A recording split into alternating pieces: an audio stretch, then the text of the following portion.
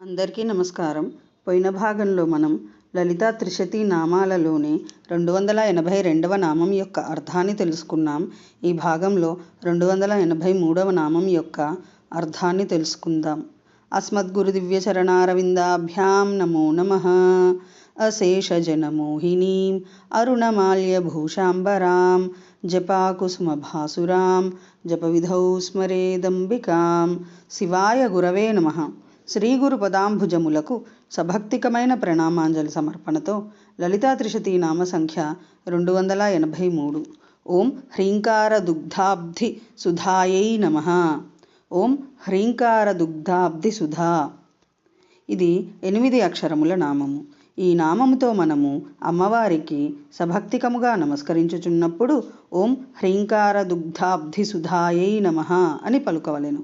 హ్రీంకార దుగ్ధాబ్ధి సుధా మోక్షరూపమైన అమృత ప్రాప్తికి హేతువును అగుట వలన క్షీరసాగరముతో పోల్చబడినది.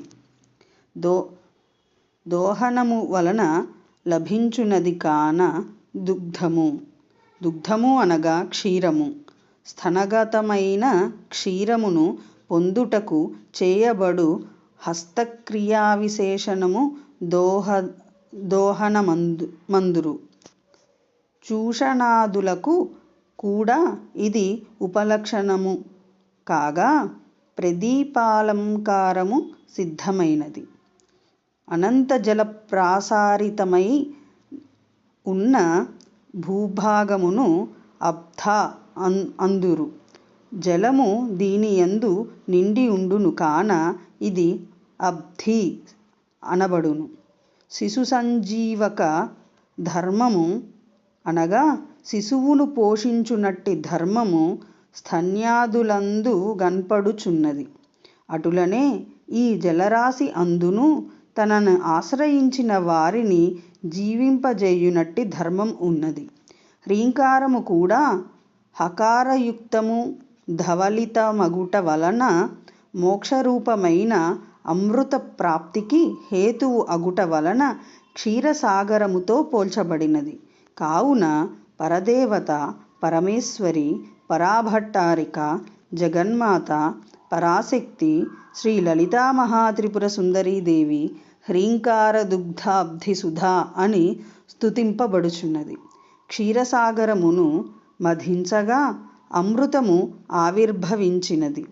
ఆ రీతిగానే హ్రీంకార నిరంతర జపము తదర్థ మననము వలన సుధావిశేషణముగా పరమేశ్వరి అభివ్యక్తమై భక్తులకు అమృతత్వసిద్ధి ప్రాప్తి సాధించును. అందుచేత భక్తుల యందు నిత్యమైన బహువిధ మహిమశాలిత్వము కనపడుచున్నదని భావము.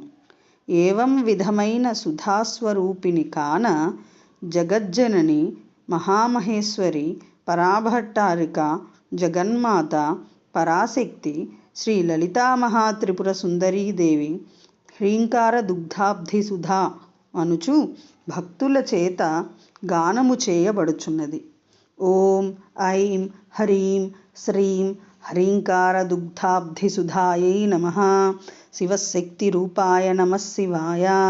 ఓం ఐం హ్రీం శ్రీం శ్రీమాత్రే నమః.